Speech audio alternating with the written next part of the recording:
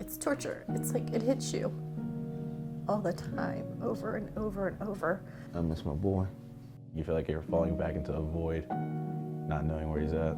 Just before Christmas, December 18th, 2022, Kadin McAllister Black vanished from York County without a trace. I was lost, like, what do you mean my son's missing? There's no way he's missing. He should be missing. And for nearly a year and a half, those questions have gone unanswered. Kadin's mom and dad, Kara Patterson and Maurice Black, are trying to figure out what happened to their son. The 19-year-old was living with a friend in Wrightsville when he disappeared. He left the home early that December morning and was never to be heard from again. Now, law enforcement, well, they say they're just as confused. The Lower Windsor Township Police, along with the York County District Attorney's Office, leading the investigation into Kadin's disappearance. They admit that they don't know what happened to Kadin Black. It's one of those roller coaster things. It gets your hopes up and you think maybe we can get some resolution to this, and then you get out there and you start looking into it and it just kind of deflates. Kadin's parents living that emotional roller coaster every day. His mother says the most promising leads, well, they often turn to disappointment. My hopes don't get up anymore. They don't, because there's been too many false sightings. You know, you're frustrated. Why is he gone? Why did he leave? Where is he at? And then you say, like, what's going on? You know, you just don't know. And that frustration, well, it's not lost on investigators, especially Lower Windsor Township Police Chief James Thomas, who had a connection with Kadin. I've known Kadin majority of his life. I was a coach up at the high school when he was on track. I would describe Kadin as kind of quirky.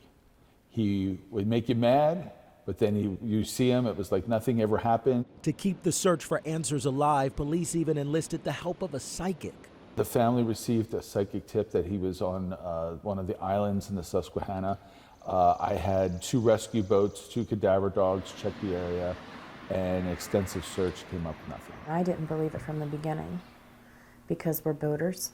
I know that area, and where she's saying like they would have put him in the water, it's so shallow you can walk across.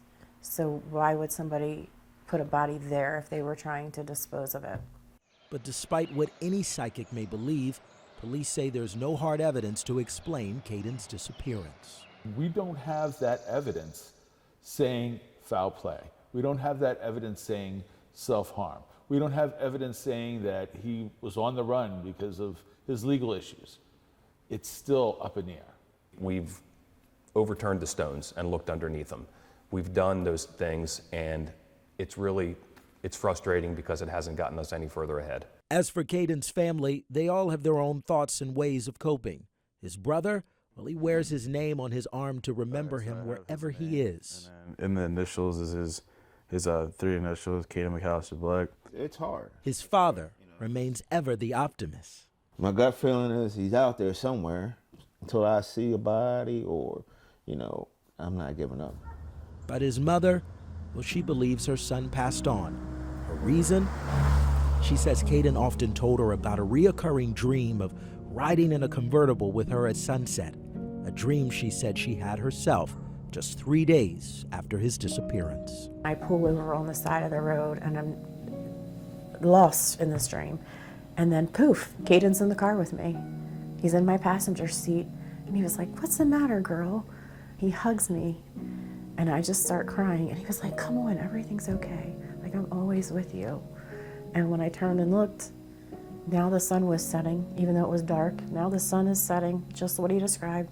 The top's down in the convertible, and we just drive. And I woke up that morning, and I just felt like I knew Kadin was gone.